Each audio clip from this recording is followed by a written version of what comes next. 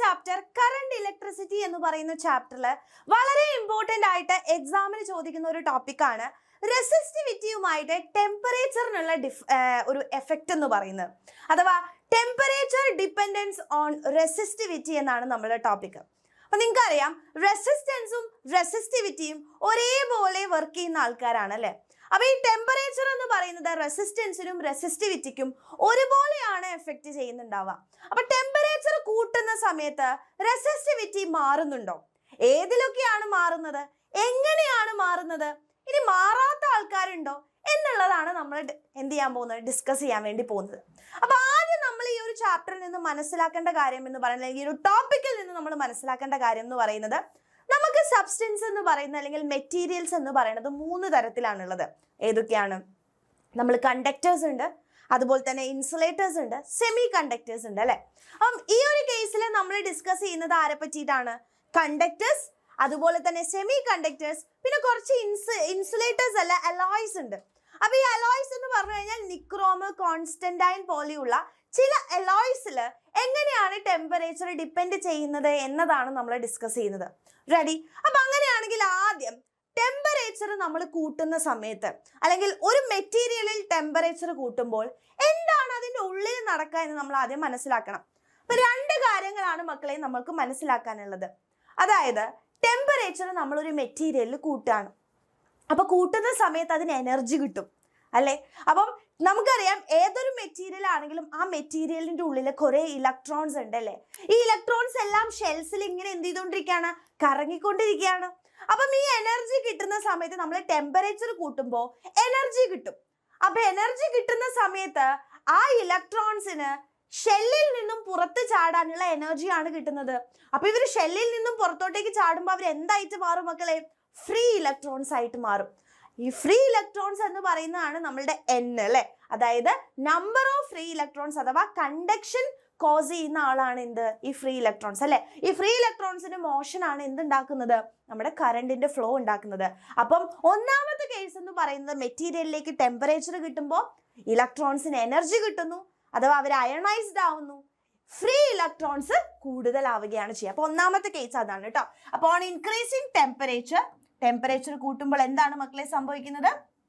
Temperature കൂട്ടുമ്പോൾ more ionisation ഉണ്ടാവുന്നു, number of free electrons കൂടുന്നു, അതായത് N കൂടുകയാണ് ചെയ്യുന്നത്. അതായത് N കൂടുന്നു. N എന്ന് വെച്ചാൽ എന്താ? That is number of free electrons per unit volume ആണ് അല്ലെ.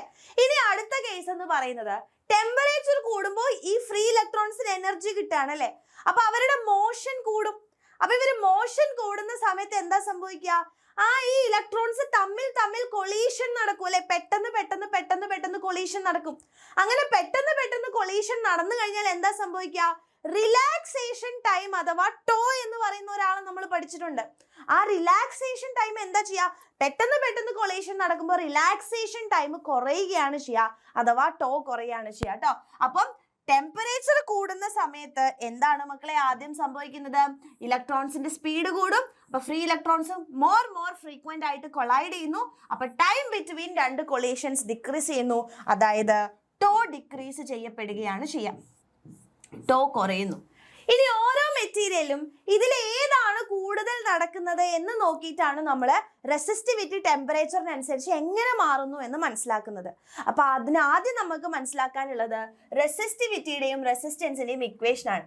നിങ്ങൾക്കറിയാം റെസിസ്റ്റൻസിന്റെ ഇക്വേഷൻ എന്താ? ML divided by NE² to എന്ന് പറയുന്ന ഇക്വേഷനും റെസിസ്റ്റിവിറ്റിയുടെ ഇക്വേഷൻ എന്ന് പറയുന്നത് M ഡിവൈഡഡ് ബൈ NE, ഇവിടെ A ഉണ്ട് കേട്ടോ, NE² ടോ എന്ന് പറയുന്ന ഈ 2 ഇക്വേഷൻസ് ആണ് നമ്മൾ പഠിക്കേണ്ടത്. ഇത് നിങ്ങൾക്ക് കാണാതെ അറിഞ്ഞിരിക്കണം കേട്ടോ. ഓക്കെ, ഇനി നമുക്ക് നോക്കാം. ആദ്യം നമ്മൾ കണ്ടക്ടേഴ്സ് ആണ് എടുക്കുന്നത്. അപ്പൊ കണ്ടക്ടേഴ്സിന്റെ കേസിൽ നിങ്ങൾ ആലോചിച്ച് നോക്കുക. കണ്ടക്ടർ എന്ന് പറയുമ്പോൾ തന്നെ ഓൾറെഡി അതിൻ്റെ ഉള്ളിൽ ഒരുപാട് ഫ്രീ ഇലക്ട്രോൺസ് ഇല്ലേ മക്കളെ അല്ലെ. കണ്ടക്ടേഴ്സ് എന്ന് പറയുമ്പോൾ ഈസിലി കണ്ടക്ടിങ് ആണ്, കറണ്ട് വളരെ എളുപ്പത്തിൽ കടന്നു പോകുന്നതാണ്. അപ്പൊ അതുകൊണ്ട് തന്നെ അവിടെ നമ്പർ ഓഫ് ഫ്രീ ഇലക്ട്രോൺസ് വളരെ കൂടുതലാണ്. അപ്പൊ N എന്ന് പറയുന്ന സാധനം ഓൾറെഡി അതിൻ്റെ ഉള്ളിലുണ്ട്. അപ്പം വീണ്ടും നമ്മൾ ടെമ്പറേച്ചർ കൊടുക്കുമ്പോൾ n കൂട്ടുക എന്ന് പറയുന്നത് അതിന് വലിയ എഫക്റ്റ് ഒന്നും ഉണ്ടാവില്ല. ഓൾറെഡി ഒരു 1,00,000 10,00,000 ഇലക്ട്രോൺസ് ഉണ്ടെങ്കിൽ അതിലേക്ക് ഒരു 1000 ഇലക്ട്രോൺസും കൂടെ പിന്നെയും വന്നാൽ വലിയ ഡിഫറൻസ് ഉണ്ടാവോ? ഇല്ല. അപ്പോ n കൂടുന്നു എന്ന് പറയുന്ന കാര്യം ഇവിടെ എന്ത് നടക്കുന്നില്ല? റെലവെന്റ് അല്ല. പിന്നെ എന്താ ഉള്ളത്? ആ എനർജി കിട്ടുമ്പോൾ ഫ്രീക്വന്റ്ലി കൊളീഷൻ നടക്കുന്നു, റിലാക്സേഷൻ ടൈം കുറയുന്നു, അഥവാ ടോ കുറയുന്നു എന്ന് പറയുന്നതാണ് ഇവിടെ സിഗ്നിഫിക്കന്റ് ആയിട്ട് വരുന്നത് എന്ന് മനസ്സിലാക്കുക. അപ്പോ ഇൻക്രീസ് ചെയ്യുമ്പോൾ അഥവാ ടെമ്പറേച്ചർ ഇൻക്രീസ് ചെയ്യുമ്പോൾ ടോ കുറയുകയാണ് മക്കളെ ചെയ്യുക. അപ്പൊ ടോ കുറയുമ്പോൾ റെസിസ്റ്റിവിറ്റിയിൽ എന്താ സംഭവിക്കുക? ടോ താഴെയാണ് കിടക്കുന്നില്ലേ? അപ്പൊ താഴെയുള്ള ആള് കുറയുമ്പോൾ റെസിസ്റ്റിവിറ്റി എന്ത് ചെയ്യും? കൂടും. അപ്പൊ എന്താ പറയാ? ആസ് ടോ ഡിക്രീസസ് അല്ലെ, ടോ ഡിക്രീസ് ചെയ്യുമ്പോൾ എന്ത് സംഭവിക്കുന്നു? റെസിസ്റ്റിവിറ്റി അതുപോലെ തന്നെ റെസിസ്റ്റൻസ് എന്താ ചെയ്യുക? ഇൻക്രീസ് ചെയ്യപ്പെടുകയാണ് ചെയ്യുക. ഏതില്? കണ്ടക്ടേഴ്സിൽ. അപ്പൊ കണ്ടക്ടേഴ്സിൽ ടോ കുറയുന്നത് കൊണ്ട് തന്നെ റെസിസ്റ്റിവിറ്റിയും ടെമ്പറേച്ചറും തമ്മിൽ നമ്മൾ ഗ്രാഫ് വരയ്ക്കുമ്പോൾ എന്താ ഉണ്ടാവുക? ടെമ്പറേച്ചർ കൂടുമ്പോൾ റെസിസ്റ്റിവിറ്റിയും എന്ത് ചെയ്യപ്പെടുകയാണ് ചെയ്യുന്നത്? കൂടുകയാണ് ചെയ്യുന്നത് എന്ന് ഓർക്കുക. ക്ലിയർ? ഇനി നമ്മൾ സെമി കണ്ടക്ടറിന്റെ കേസിലേക്ക് വരികയാണ്. ഈ ഗ്രാഫ് വളരെ ഇമ്പോർട്ടന്റ് ആണ് കേട്ടോ, ചോദിക്കും. ഇനി സെമി കണ്ടക്ടേഴ്സ് എന്ന് പറഞ്ഞാൽ എന്താ മക്കളെ? സാധാരണ രീതിയിൽ അവർ എന്ത് ചെയ്യില്ല? കണ്ടക്ട് ചെയ്യാത്ത ആൾക്കാരാണ് കേട്ടോ. ഫോർ എക്സാമ്പിൾ നമ്മുടെ സിലിക്കൺ, ജർമേനിയം ഒക്കെ എന്തിന് എക്സാമ്പിൾ ആണ്? ആഴ്സനിക്, ഇങ്ങനത്തെ ആൾക്കാരെയാണ് നമ്മൾ എന്ത് വിളിക്കുന്നത്? സെമി കണ്ടക്ടേഴ്സ് എന്ന് വിളിക്കുക. ഈ സെമി കണ്ടക്ടേഴ്സിന്റെ കേസിൽ ഇവരുടെ ഉള്ളിൽ ഫ്രീ ഇലക്ട്രോൺസ് വളരെ കുറവാണ് ഓൾറെഡി. അപ്പം ഈ സെമി കണ്ടക്ടേഴ്സിൽ നമ്മൾ ടെമ്പറേച്ചർ കൂട്ടുമ്പോൾ ഫ്രീ ഇലക്ട്രോൺസ് കൂടുക അഥവാ n കൂടുക എന്ന് പറയുന്നത് എന്തായിരിക്കും? വളരെ സിഗ്നിഫിക്കന്റ് ആയിട്ട് വരും. നമ്പർ ഓഫ് ഫ്രീ ഇലക്ട്രോൺസ് കൂടുമ്പോൾ എന്ത് സംഭവിക്കും? ആ നമ്പർ, ഈ എനർജി കിട്ടുമ്പോൾ ടെമ്പറേച്ചർ കൂടുമ്പോൾ എനർജി കിട്ടും. അപ്പൊ ഒരുപാട് നമ്പർ ഓഫ് ഫ്രീ ഇലക്ട്രോൺസ് ഉണ്ട്. അപ്പൊ നമ്പർ ഓഫ് ഫ്രീ ഇലക്ട്രോൺസ് എന്തിനെ സഹായിക്കും? കണ്ടക്ഷനെ സഹായിക്കും അല്ലെ? അപ്പൊ ഇവിടെ സിഗ്നിഫിക്കന്റ് എന്ന് പറയുന്നത് n കൂടുന്നു എന്നുള്ളതാണ്. ടോ കുറയുന്നു എന്ന് പറയുന്നത് എന്തല്ല? സിഗ്നിഫിക്കന്റ് അല്ല. സോ ഇവിടെ നോക്കുക, നമ്മുടെ ഇക്വേഷൻ എന്താ? Rho is equal to m divided by n e square tau അല്ലേ? അപ്പൊ ഇവിടെ ആരാണ് സിഗ്നിഫിക്കന്റ് എന്ന് പറയുന്നത്? n കൂടുന്നു അല്ലെ? n കൂടുമ്പോൾ മക്കളെ റെസിസ്റ്റിവിറ്റിയും റെസിസ്റ്റൻസും ഒരേപോലെ ആയതുകൊണ്ട് തന്നെ റെസിസ്റ്റിവിറ്റി എന്താ ചെയ്യുക? കുറയുകയാണ് ചെയ്യുക. അപ്പം സെമി കണ്ടക്ടറിൽ കണ്ടക്ടറിന്റെ ജസ്റ്റ് ഓപ്പോസിറ്റ് ആണ് വരിക. ടെമ്പറേച്ചർ കൂടുമ്പോൾ റെസിസ്റ്റിവിറ്റി എന്ത് ചെയ്യുന്നു? കുറയുകയാണ് മക്കളെ ചെയ്യുന്നത്, കുറയുകയാണ് ചെയ്യുന്നത്. സോ ടെമ്പറേച്ചർ ആൻഡ് റെസിസ്റ്റിവിറ്റി തമ്മിൽ ഗ്രാഫ് വരച്ചു കഴിഞ്ഞാൽ എന്ത് സംഭവിക്കും? കുറയും. ടെമ്പറേച്ചർ കൂടുന്നതിനനുസരിച്ച് റെസിസ്റ്റിവിറ്റി എന്ത് ചെയ്യാണ്? കുറയുകയാണ് ചെയ്യുക എന്ന് മനസ്സിലാക്കുക. ഇനി അടുത്ത കേസാണ് മിസ് പറഞ്ഞ പോലെ തന്നെ ചില അലോയ്സ് അല്ലെ, അതായത് നിക്രോം, മാംഗനൈൻ, കോൺസ്റ്റന്റൈൻ എന്ന് പറയുന്ന ഇത്തരത്തിലുള്ള അലോയ്സിൽ നിങ്ങൾ ആലോചിച്ച് നോക്കുക, ഇവിടെ രണ്ടും ഒരേപോലെയാണ് നടക്കുക. ഇപ്പൊ മറ്റേതിൽ ഒന്ന് കൂടുതൽ നടക്കുന്നുണ്ട് അല്ലെ, പക്ഷെ ഇത്തരം കേസുകളിൽ അല്ലെങ്കിൽ ഇത്തരം അലോയ്സിൽ ടെമ്പറേച്ചർ കൂടുമ്പോൾ n കൂടുക എന്ന് പറയുന്നതും നടക്കുന്നുണ്ട്, അതുപോലെ തന്നെ ടോ കുറയുക എന്ന് പറയുന്നതും ഈക്വലി സിഗ്നിഫിക്കന്റ് ആണ്. രണ്ടും ഒരുപോലെയാണ് നടക്കുന്നത്. അപ്പൊ നമുക്കറിയാം റെസിസ്റ്റിവിറ്റിയുടെ ഇക്വേഷൻ എന്താ? m divided by n e square tau അല്ലേ? അപ്പം ഇത് രണ്ടും ഒരുപോലെയാണ് നടക്കുന്നത് അല്ലെ? ടോ കുറയുക n കൂടുക എന്ന് പറയുന്നത് രണ്ടും ഒരുപോലെ നടക്കുന്നു. സോ ഒന്ന് കൂടുമ്പോൾ ഒന്ന് കുറയുന്നത് കൊണ്ട് തന്നെ എന്ത് സംഭവിക്കും? സിഗ്നിഫിക്കൻസ്, അതായത് റെസിസ്റ്റിവിറ്റിയിൽ വലിയ വ്യത്യാസം എന്ത് ഉണ്ടാവില്ല? ഉണ്ടാവില്ല. അതായത് ഇവിടെ ആസ് ടെമ്പറേച്ചർ ഇൻക്രീസസ് റെസിസ്റ്റിവിറ്റിക്ക് എന്തുണ്ടാവില്ല മക്കളെ? ചേഞ്ച് ഉണ്ടാവില്ല. വലിയ ചേഞ്ച്, ചെറിയ ചേഞ്ച് ഉണ്ടാവും, എന്നാൽ കൂടെ മാക്സിമം ചേഞ്ച് ഉണ്ടാവില്ല. അപ്പൊ ടെമ്പറേച്ചർ കൊടുക്കുമ്പോൾ അല്ലെങ്കിൽ ഹീറ്റ് ആവുമ്പോൾ റെസിസ്റ്റൻസിന് വ്യത്യാസം ഉണ്ടാവില്ല. അപ്പൊ അതുകൊണ്ടാണ് ഇവരെ ആണ് നമ്മൾ റെസിസ്റ്റേഴ്സ് ഉണ്ടാക്കാൻ വേണ്ടിയിട്ട് അല്ലെ, റെസിസ്റ്റൻസ് പ്രൊവൈഡ് ചെയ്യുന്ന സർക്യൂട്ടുകളിലൊക്കെ റെസിസ്റ്റൻസ് പ്രൊവൈഡ് ചെയ്യുന്ന റെസിസ്റ്റേഴ്സ് ഉണ്ടാക്കാൻ വേണ്ടിയിട്ട് നമ്മൾ യൂസ് ചെയ്യുന്നത് ആരെയാണ്?